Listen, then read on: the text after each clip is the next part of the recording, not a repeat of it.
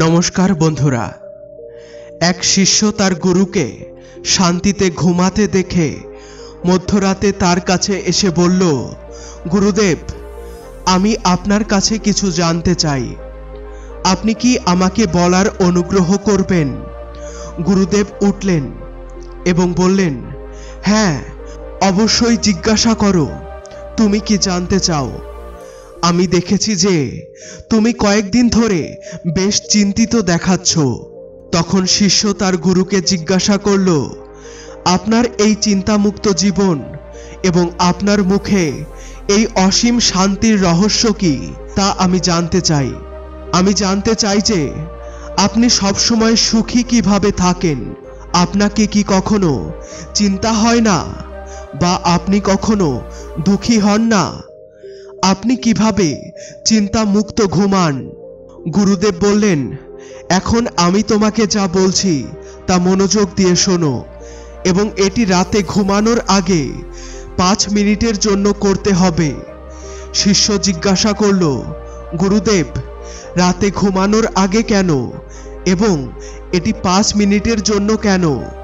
গুরুদেব বললেন, তুমি আমার কথা মনোযোগ দিয়ে শোনো, কারণ এই কথাগুলো তোমার জীবন পরিবর্তন করে দেবে। রাতে ঘুমানোর আগে 5 মিনিটের জন্য যদি তুমি এই কাজটি করো, তবে তুমি জীবনে যা চাও তা সবই পাবে।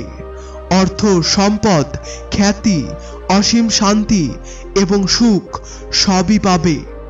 তবে এর জন্য একমাত্র শর্ত হলো তোমাকে এই কাজটি করতে হবে।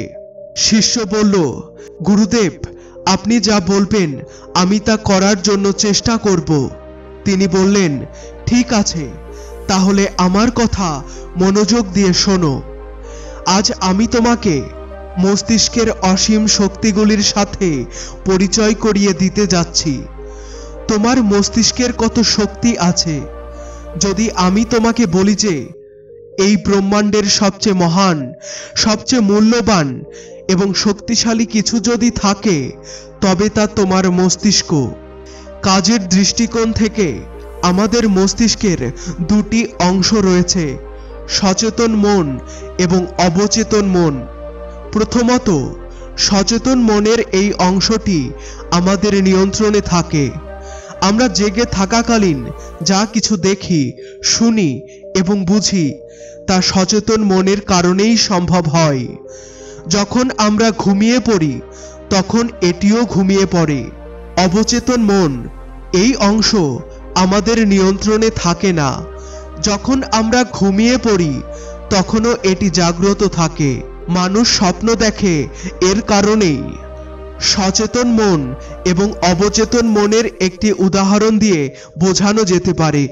যখন কেউ প্রথমবার মোটর বাইক চালানো শেখে, তখন তাকে মোটর বাইকটি মনোযোগ দিয়ে নিয়ন্ত্রণ করতে হয়। শুরুতে সে ভারসাম্য রাখতে পারে না এবং একটু ভয় পায়, কিন্তু কয়েকদিন পরে যখন সে মোটর বাইক চালানো শিখে যায়, তখন আর মোটর বাইক নিয়ন্ত্রণের বিষয়ে ভাবতে হয় না।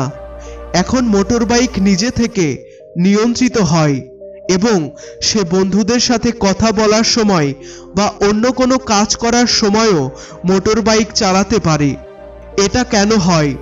শুরুতে যখন ব্যক্তি প্রথমবার মোটর বাইক চালানো শেখে, তখন সে তার সচেতন মন ব্যবহার করে, কিন্তু যখন সে বারবার মোটর বাইক চালানোর অনুশীলন করে, তখন এই অভিজ্ঞতা তার অবচেতন মনের মধ্যে সংরক্ষিত হতে শুরু করে।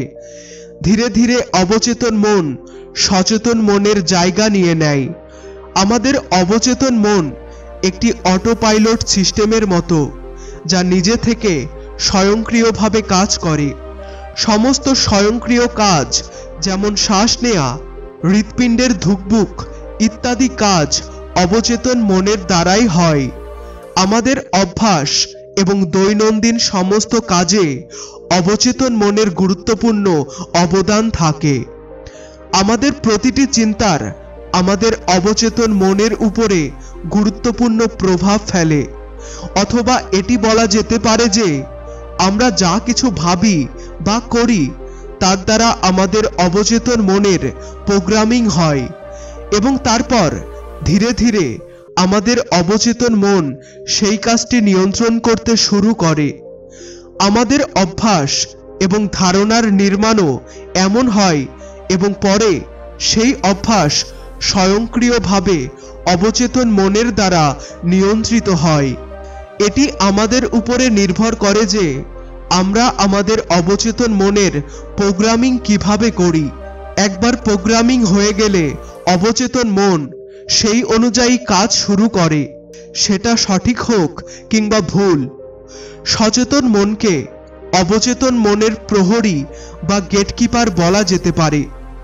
আসলে আমাদের চিন্তা একটি বীজের মতো এবং আমাদের অবচেতন মন একটি বাগানের মতো। আমাদের সচেতন মন এই সিদ্ধান্ত নেয় যে কোন বীজটি অবচেতন মনে রোপণ করতে হবে এবং কোনটি নয়। আমরা কখনো কখনো অজান্তেই আমাদের অবচেতন মনের ভুল প্রোগ্রামিং করি। যেমন, যদি আমি মনে করি যে আজকের কাজটি কাল করব, তাহলে এই ছোট্ট চিন্তাটি ধীরে ধীরে আমার কাজকে পরের দিনে স্থগিত করার অভ্যাসে পরিণত হতে পারে। এত কিছু শোনার পরে শিষ্য গুরুকে জিজ্ঞাসা করল, কিন্তু এর সাথে ঘুমের কি সম্পর্ক আছে এবং ঘুমানোর আগে 5 মিনিটের জন্য আমাদের কি করতে হবে এবং চিন্তামুক্ত জীবনের রহস্য কি, আপনি তা আমাকে বলুন। গুরুদেব বললেন, প্রতিটি জিনিস শিখতে তাড়াহুড়ো করলে প্রায়ই মানুষকে ভুল তথ্য দেয়। সেই ভুল তথ্য কোনো কাজের নয়, তাই ধৈর্য সহকারে কথা শোনার অভ্যাস করো। গুরুদেব বললেন, তুমি কি জানো যে সচেতন মস্তিষ্ক আমাদের মস্তিষ্কের ক্ষমতার মাত্র 5% ব্যবহার করে। অন্যদিকে তোমার অনুভূতি, বিশ্বাসের সিস্টেম, স্মৃতি, অভিজ্ঞতা এবং আরও অনেক কিছু যা স্বয়ংক্রিয়ভাবে চলে, যেমন শ্বাস নেওয়া, চোখের পলক ফেলা, হৃদয়ের স্পন্দন অনুভব করা, এই সমস্ত কিছু তোমার অবচেতন মন নিয়ন্ত্রণ করে। এটি তোমার মস্তিষ্কের ক্ষমতার 45% ব্যবহার করে। তোমার অবচেতন মস্তিষ্কের প্রসেসিং ক্ষমতা প্রায় 40 মিলিয়ন বিটস প্রতি সেকেন্ড, যা সচেতন মনের চেয়ে লক্ষাধিক গুণ বেশি। অবচেতন মনের এমন ক্ষমতা আছে যে এটি সহজেই ব্রহ্মাণ্ডের অসীম সম্ভাবনাগুলোকে সত্য করতে পারে। জীবনে একটি কথা সবসময় মনে রাখো, তুমি যা কিছু যেমনই হও তা তোমার চিন্তার কারণে। তুমি তোমার মস্তিষ্ককে যা বলো, যেমন জিনিস দেখাও এবং যেমন কথা ভাবো, তুমি সেই রকম হয়ে যাও এবং তোমার জীবন সেই অনুযায়ী হয়। সুখ, দুঃখ এবং তোমার মনের সান্ত্বনা এবং শান্তি সবকিছুই পাওয়া যায় এবং সবকিছুই হারিয়ে যায়। এই কারণেই নিজেকে সঠিক পথে চালিত করা জরুরি।